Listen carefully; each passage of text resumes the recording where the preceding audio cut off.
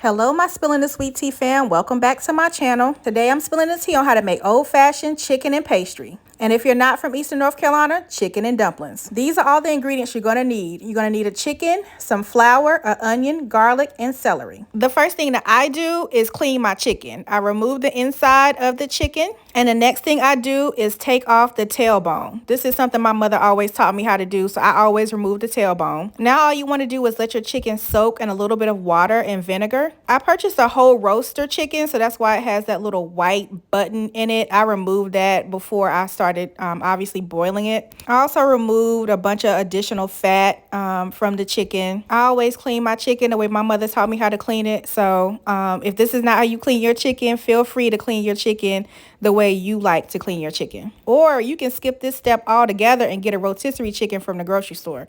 But it always tastes better to me if I make it homemade. For this dish in particular, it's really a labor of love because you have to not only boil your chicken, but also roll out the dough or the pastry or the dumplings. So it definitely is a process. But it's one of those dishes that I don't make all the time. So I like to take the time to do it properly. Once your chicken has soaked in that water and that vinegar for a little bit, I always scrape the outside of the chicken just to remove the yellow that is normally on the chicken. I don't like to see that yellow on my skin of the chicken, so I always try to remove it, especially this part here on the drumstick. I always take that off. And I already know the poultry police is going to be in my comments about the fact that the water in my sink, I Clorox my sink and around my sink after I wash my chicken. So please don't be alarmed. Like I mentioned earlier, this is the way I do it, but you can always clean your chicken the way you like to clean your chicken. Once your chicken is clean, you want to put it in a large stock pot and add some water. You just want to add enough water to cover the chicken. Once you add your water, you just want to season your chicken with salt. I use good old Morton salt when I'm doing this. And then also you want to season with freshly cracked ground pepper. In addition to ground pepper, you also want to season with some garlic powder. I am a garlic girl, so I'm adding garlic powder to my chicken, but I'm also going to add some garlic cloves as well. So once you season your chicken, you want to add 1 whole onion and then also 2 stalks of fresh celery, and then add your garlic cloves. Now all you want to do is add the top to your pot and let this cook until your chicken is completely tender. It should look a little bit like this. Once you are able to stick a fork all the way through your chicken, you'll know that it's done. The chicken should have a little bit of give to it, and all you have to do is just remove it from the heat and remove your onion, your celery, and your garlic cloves. Now all you want to do is remove your chicken from the pot and add it to a bowl so the chicken can completely cool. Once you remove your chicken from the pot, you can remove any additional garlic cloves that may be at the bottom, as well as some additional fat. You want to make sure that your chicken is completely cool so you can handle it to remove the meat. While your chicken is cooling, you just want to get a measuring cup and measure out about a cup or so of chicken broth so you can strain it. This is the chicken broth that you're going to use to make your pastry. You can certainly use boxed chicken broth, but I like making my own chicken broth and incorporating that with the pastry. You want to strain it to get any fat or any pieces of pepper out of the chicken broth. Once you've strained it, you just want to set it to the side so it can cool as well. Look how beautiful this chicken broth turned out. Absolutely gorgeous. Now that your chicken has completely cooled, you just want to remove the skin as well as the bones from the chicken. As I mentioned earlier, you can get a rotisserie chicken, but I find unless I'm getting it from Costco, the rotisserie chickens from my local grocery store are really, really small. I used a whole roaster in my chicken and pastry recipe.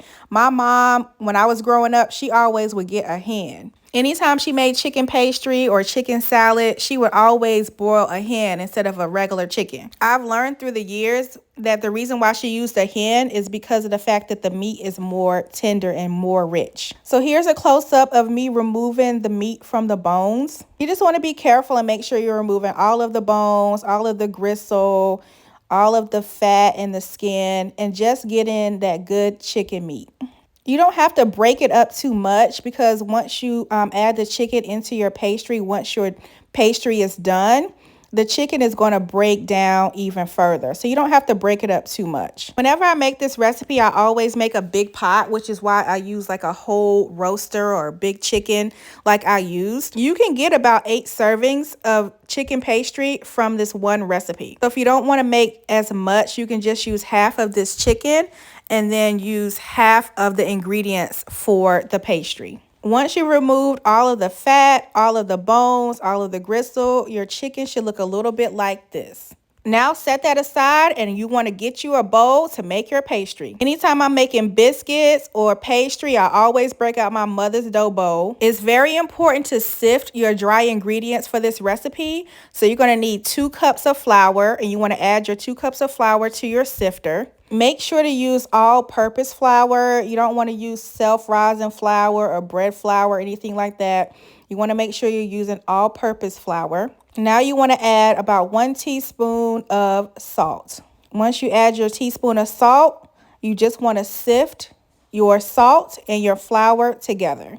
I have 2 sifters, but I always use this one with this hand crank on the side because it reminds me so much of the sifter that my mom used when I was growing up. Anytime she was using a sifter, I always would see her tap the side to make sure she got all the flour out. The next thing you want to do is make a well in the center of the flour. If you've taken my biscuit making class or have watched one of my videos where I make biscuits, I do the exact same thing. This is what my mom always did, so this is what I do. Make a well in the center of my flour. Now you want to add your freshly made chicken broth or chicken stock to that well. And this is exactly how you're going to make your homemade pastry. So this is the technique that I always saw my mom use when she would make chicken pastry. Baby, she didn't have no fancy kitchen tools, no fancy kitchen gadgets. She would use a fork. So she would use a fork to blend up her broth and her flour. She would start in the center and mix up her flour and her broth just like this. Once it was mixed pretty well, she would start taking the flour from the sides of the bowl and mixing it into the center. This is the same technique that she used when she would make her biscuits. She would always bring the flour down from the side of the bowl and mix it in the center of the bowl. And don't add all your chicken broth or chicken stock all at once. Just add a little bit and blend it up, and if you need to add more, you can add more. The recipe calls for 1 cup of chicken stock. You can always add more if you want, but about 1 cup will do it. So you want to continue to mix your flour and your chicken broth, pulling the flour from the sides. If you see what I'm doing, you notice that I'm pulling my flour from the side of the bowl and incorporating it with my dough in the center of my bowl. And I'm just going to use this technique until all of my chicken broth has been incorporated with my flour and salt mixture. And I didn't speed this up because I really wanted you guys to see the technique and how I'm using my fork to pull down this flour and incorporate it with the dough. This whole process takes about 10 minutes to do. I've been making this for a while, so it doesn't take me as long because I'm used to making it. But it's one of those things where you just have to make sure that this dough is not too sticky. Because if it's too sticky, then you want to add more flour. Because once you roll this dough out onto your countertop, the last thing you want it to do is stick. So if you make this recipe when you're making your pastry and incorporating your broth into your flour, make sure to check to see if your dough is too sticky, because if it's too sticky, you just want to add more flour. I did exactly that because when I touched the dough, I could tell that it was way too sticky. So I just added a little bit more flour. And this is an eyeball situation. I can't tell you exactly how much flour to add. You can see that it's sticking to the bowl. So I'm going to add a little bit more flour to make sure it's not sticky. This dough is very light and airy. It's not like a biscuit dough. Once your dough has formed, you just want to heavily flour your surface. You want to make sure you heavily flour your surface so your dough does not stick. And you can test it out by just rolling it on your surface. And if you're seeing that it's sticking in any way, you just want to add more flour to the dough. You want to also make sure that you're flouring very well your rolling pin. That's very important in rolling out this pastry dough. And I can't emphasize enough, if you're rolling out this dough and you notice that it's sticking, you just want to add more flour. This is one of those recipes that you have to make several times in order to get it right. I honestly, when I made this recently, I skipped a very important step, and I'm going to tell you guys what that step is in just a second. You can roll out this dough to your desired thickness. I don't like my pastry too thick, but if you roll it out too thin, then it's hard to get it off of this surface and get it to cut properly into squares. Once your dough is rolled out, you want to get a pizza cutter. My mama did not use no pizza cutter back in the day. She just used a sharp knife, but I'm using a pizza cutter. You just want to use a pizza cutter or a sharp knife to just cut along and make strips. You're eventually going to turn this dough into squares just like this. They can either be squares or rectangles, whatever you prefer.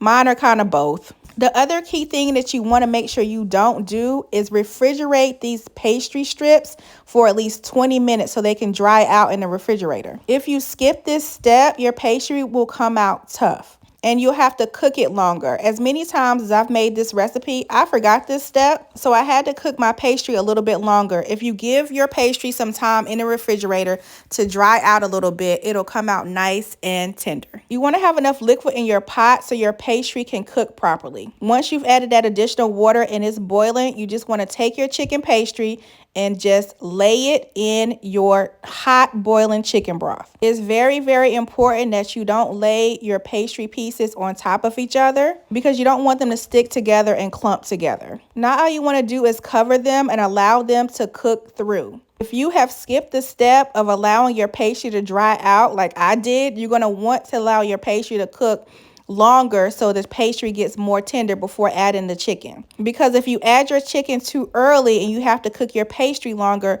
your chicken is going to break down even more. Once you've added your chicken to your pot, now you just want to add more black pepper. At this point, you can taste your broth to see if you need more salt, and you can add more salt if you need to. I like my chicken pastry to be nice and thick. This is too loose for me, so what I do is I always add a cornstarch slurry, which is just 2 tablespoons of cornstarch and some water. So my chicken pastry looks just like this, nice and thick. Now let it simmer until your pastry is tender and cooked all the way through. Make sure to stir it every now and then so your pastry doesn't stick to the bottom. Making this dish is a labor of love. It can take a while because you have to make the pastry and also boil the chicken, but it is absolutely worth it. My mom always served her chicken pastry with some fried cornbread, so that's what I had with mine, a piece of hot fried cornbread. And that's it. That's all. You just got the tea on how to make old-fashioned chicken and pastry. If you like this video, make sure to subscribe to my channel so you'll get a chance to see more easy Southern recipes.